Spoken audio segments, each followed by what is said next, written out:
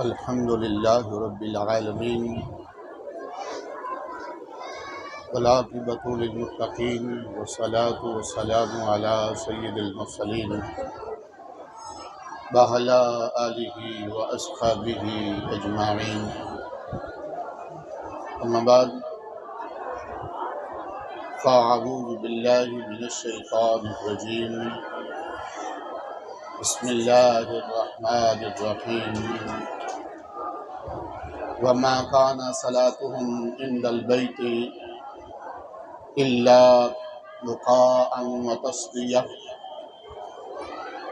فذوقوا العذاب بما كنتم تكفرون۔ صدق الله العظيم وصدق رسوله النبي الكريم الأمين، ونحن على ذلك لمن الشاهدين والشاكرين، والحمد لله رب العالمين۔ مولاي صل وسلم دائما ابدا على حبيبك خير الخلق كلهم، هو الحبيب الذي ترجى شفاعته لكل خول من الاهوال مقتحم۔ مولاي صل وسلم دائما ابدا على حبيبك خير الخلق كلهم، محمد سید الکونین والثقلین والفریقین من عرب ومن عجم۔ مولاي صل وسلم دائما ابدا على حبیبک خیر الخلق كلهم، یا اکرم الثقلین ویا کنز الورى، جدلی بجودک اردنی برداک، بلغ العلا بکمالہ کشف الدجى بجمالہ، حسنت جمیع خصالہ صلوا علیہ وآلہ۔ ان اللہ وملائکتہ یصلون علی النبی، یا ایہا الذین آمنوا صلوا علیہ وسلموا تسلیما۔ اللہم صل علی سیدنا ومولانا محمد وعلی آل سیدنا ومولانا محمد واصحاب سیدنا ومولانا محمد وبارک وسلم وصلی علیہ۔ الصلاة والسلام علیک یا رسول اللہ وعلی آلک واصحابک یا حبیب اللہ۔ الصلاة والسلام علیک یا رسول اللہ وعلی آلک واصحابک یا رحمۃ للعالمین۔ اللہ تبارک و تعالی جل جلالہ و عما نوالہ کی حمد و ثنا اور اس کے پاک محبوب علیہ الصلوۃ والسلام کی بارگاہ عالیہ میں ہدیہ عقیدت پیش کرنے کے بعد، میرے بڑے ہی واجب الاحترام دوستوں بزرگوں، آج ہم محترم محمد افتخار صاحب ان کی شادی خانہ آبادی کے پروگرام میں موجود ہیں، اور محتشم حافظ محمد محسن صاحب ان کی آج قرآن مجید برہان رشید مکمل کرنے پر ابھی دستار بھی ہے۔ اللہ پاک جل جلالہ ہمارا اس پروگرام میں آنا اپنے دربار میں قبول فرمائے، اور رب ذوالجلال سب کی حاضری قبول فرما کے سب کے لیے ذریعہ آخرت بنائے۔ یہ جو آپ کو رونق نظر آ رہی ہے، یہ یقیناً قاری غلام مرتضیٰ صاحب ان کی وجہ سے ہے۔ اللہ ان کو بھی اس کی برکات عطا فرمائے، اور رب ذوالجلال جتنے خاندان تشریف لائے ہیں، اللہ سب کے گھروں میں برکتیں عطا فرمائے۔ دوستو، مختصر سا ایک قرآن و سنت سے مزین پیغام میں نے آپ کے سامنے رکھنا ہے۔ لمبی چوڑی گفتگو نہیں ہے۔ شادیاں ہم سارے لوگ ہی کرتے ہیں، اور شادی یہ بھی ہو رہی ہے، ہمیں آج غور کرنا ہے۔ میں نے یا تو قرآن پاک کی آیت آپ کو پڑھ کے سنانی ہے، یا جن کا ہم سب لوگ کلمہ پڑھتے ہیں ان کا فرمان سنانا ہے۔ آپ نے غور کرنا ہے کہ کہاں سے ہم سے غلطی ہوتی ہے، اور پھر ساری عمر اس کی نحوست کتنی بڑی ہوتی ہے۔ اللہ اس سے پناہ عطا فرمائے۔ تالیاں بجانا، گانے گانا، بینڈ باجے بجانا، ڈھول بجوانا، یہ سب ناجائز و حرام ہے۔ قرآن و سنت کی روشنی میں ایک خلاصہ ہے، نہ رب ذوالجلال نے ان کے بجانے کا حکم دیا، نہ اللہ کے رسول صلی اللہ علیہ وسلم نے ان کام کرنے کا حکم دیا۔ یہاں تک کہ ہم اتنا لوگوں کو مجبور کر دیتے ہیں کہ ایک نمازی آدمی، قرآن و سنت پہ عمل کرنے والا آدمی ہمارے پروگرام میں آ جائے تو ہم زبردستی اس کے کانوں میں ایسا گند ڈالنے کی کوشش کرتے ہیں کہ جس کا اسے قبر میں بھی نقصان ہو اور آخرت میں بھی نقصان ہو۔ رسول اکرم نور مجسم شفیع معظم صلی اللہ علیہ وسلم کا فرمان ہے، النکاح من سنتی فمن راغب عن سنتی فلیس منی۔ فرمایا نکاح میری سنت ہے۔ تو یہ ہم شادی جو کرتے ہیں، نکاح کرتے ہیں، اور نکاح سرکار کی سنت ہے، اور سرکار کی سنت کی مخالفت ہے بینڈ بجانا، سرکار کی سنت کی مخالفت ہے ڈھول کھڑکانا، سرکار کی سنت کی مخالفت ہے تالیاں بجانا، سرکار کی سنت کی مخالفت ہے میوزک چلانا۔ یہ میوزک قبر کا عذاب ہے، یہ میوزک آخرت کی ناکامی ہے، یہ میوزک آخرت کا عذاب ہے، یہ میوزک رب کی ناراضگی ہے۔ وہ لوگ غور تو کریں جو نام رب کا لیتے ہیں، کلمہ سرکار کا پڑھتے ہیں، اور قرآن کی بھی خلاف ورزی کر رہے ہوتے ہیں، سرکار کے فرمان کی بھی خلاف ورزی کر رہے ہوتے ہیں۔ اس وقت کدھر ہوتا ہے ایمان؟ اس وقت کدھر ہوتا ہے ہمارا مسلمان ہونا؟ ادھر نماز بھی پڑھتا ہے، ادھر حج بھی کیا ہوا ہے، اور ادھر بیٹے کی شادی پہ بینڈ باجے بھی بجوا رہا ہے، ادھر گانے بھی چلائے ہوئے ہیں، ادھر یہ سارا کچھ ہے، ادھر مخالفت ہی مخالفت ہے۔ اگر سنت سے پیار ہے، اگر اپنے دین سے پیار ہے، تو پھر دین کا تقاضا یہ ہے کہ بندہ توبہ کر لے کہ میں آئندہ سے یہ کام نہیں کروں گا۔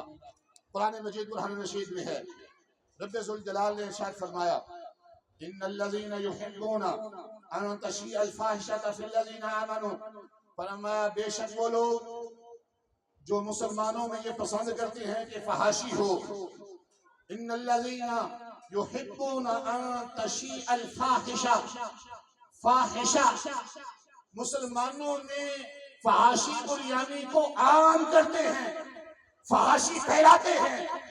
یہ گانے بجوانا یہ فحاشی ہے، یہ گانے بجوانا یہ رب کی مخالفت ہے، رب کے دین کی مخالفت ہے۔ فرمایا جو گانے بجواتے ہیں، 18ویں بارے میں سورہ نور میں آیت نمبر 19 پیش کر رہا ہوں، ان الذین یحبون ان تشیع الفاحشۃ فی الذین آمنوا، ان کی سزا کیا ہے؟ رب ارشاد فرما رہا ہے، کوئی دل کے کانوں سے سنے گا یا نہ سنے، میرے رب کا پیغام ضرور پہنچ رہا ہے، اور یہی قبر کا نور بنے گا، یہی حشر والے دن بچانے والا ہوگا، یہی کامیابی کا راستہ ہے۔ رب نے فرمایا جو باز نہ آیا، یہ کام کرتا رہا، وَلَهُمْ عَذَابٌ أَلِيمٌ، اللہ نے فرمایا اس بندے کے لیے عذاب علیم ہوگا۔ کون پسند کرتا ہے میں بیٹے کی شادی کروں تو مجھے عذاب دیا جائے؟ کون پسند کرتا ہے میری قبر اندھیری ہو جائے؟ کون پسند کرتا ہے مجھے قبر اس طرح دبائے کہ میری دائیں کی پسلیاں بائیں طرف ہو جائیں اور بائیں کی پسلیاں دائیں طرف ہو جائیں؟ اس طرح کی صورتحال کون چاہتا ہے؟ کون چاہتا ہے میری قبر اندھیری ہو جائے؟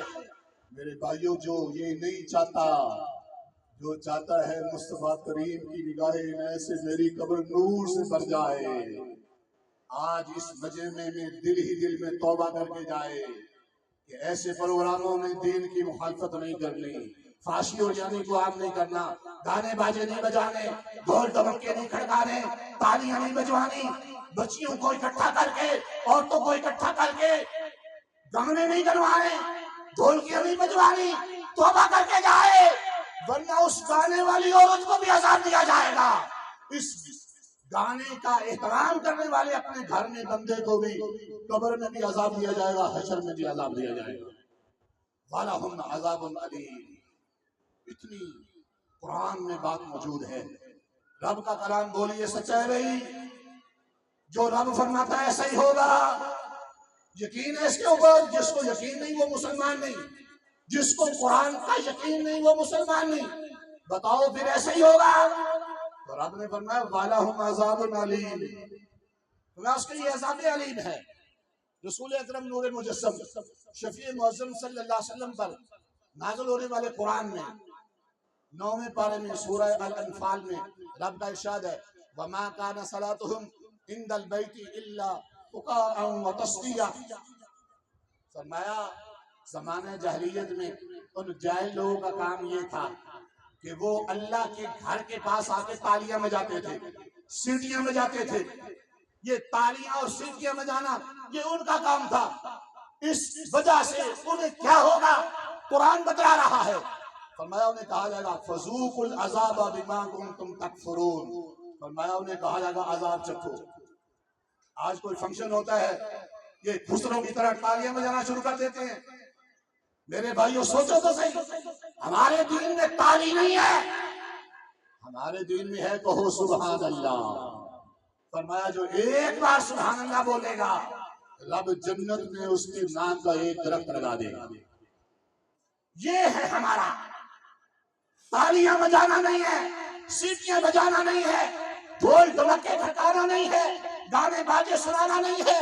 رسول اکرم نور مجسم شفیع معظم صلی اللہ علیہ وسلم نے ارشاد فرمایا لعن اللہ تعالی المغنی والمغنى لہو، فرمایا وہ جو گانا گاتا ہے سرکار نے فرمایا رب کی اس پہ لعنت ہوتی ہے، اور فرمایا جو گانا سنتا ہے